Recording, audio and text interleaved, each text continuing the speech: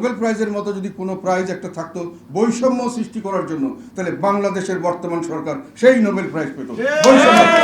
বড় সংকটের মধ্যে জাতি আছে, এটা অনেক আগেও আমরা বলেছি। তখন বলার সময় যে গভীরতা ছিল সংকটের, দিন যত যাচ্ছে গভীরতা বাড়ছে।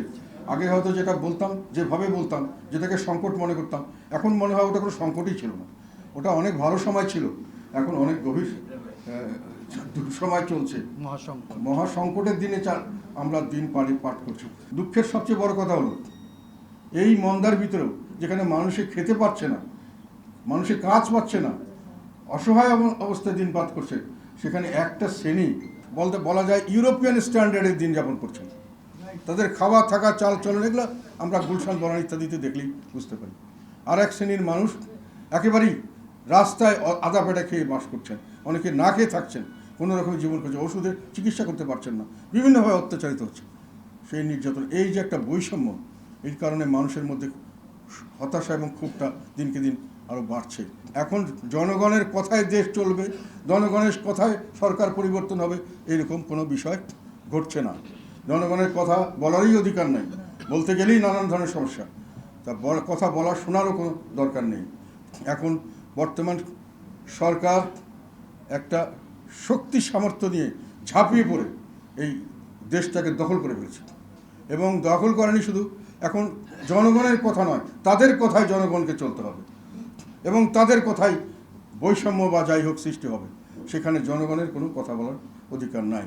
এখন আমার কাছে মনে হয় যে আমরা ছোটোবেলায় রূপকথার গল্প করতাম, রূপকথা আরব্য উপন্যাস আর আরব্য রজনী, সেখানে বলা হতো যে সিন্দবাদের একটা দৈত্য, সিন্দবাদকে একবার সে নদী পার হওয়ার কথা বলে, ভাই আমি পঙ্গু মানুষ, আমাকে পার করে দেন, ঘাড়ের মধ্যে উঠেছে, আর তারপরে আর ঘাট থেকে নামে না।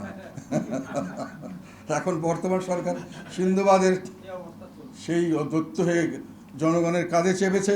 এখন জনগণকে সে বলছে, জনগণের কথা সে চলবে না, জনগণকে সে তার কথায় চলাতে বাধ্য করছে। নোবেল প্রাইজের মতো যদি কোনো প্রাইজ একটা থাকতো বৈষম্য সৃষ্টি করার জন্য, তাহলে বাংলাদেশের বর্তমান সরকার সেই নোবেল প্রাইজ পেত।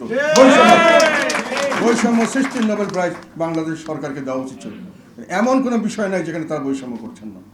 চাকরি বাকরি, ব্যবসা বাণিজ্য, হাটে চলা, ব্যবসা, যেখানে যাবেন, প্রথম কথা হলো আপনি সরকারি দলের সদস্য কিনা, তারপর সেকেন্ড কথা হলো আপনি আপনার পরিবারের কেউ সরকারি দলের বাইরে অন্য কোনো দল করে কিনা, তাহলে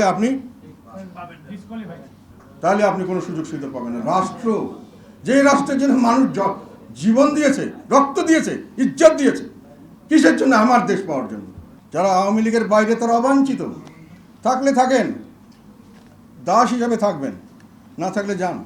যারা আওয়ামী লীগের বা সরকারি দলের বিভিন্ন সুযোগ সুবিধা নিয়ে অনেক দিন অনেক কিছু করেছেন, তাদেরকে কিন্তু 2 মিনিটে আবার লাথি দিয়ে ফেলেও দেওয়া হয়েছে।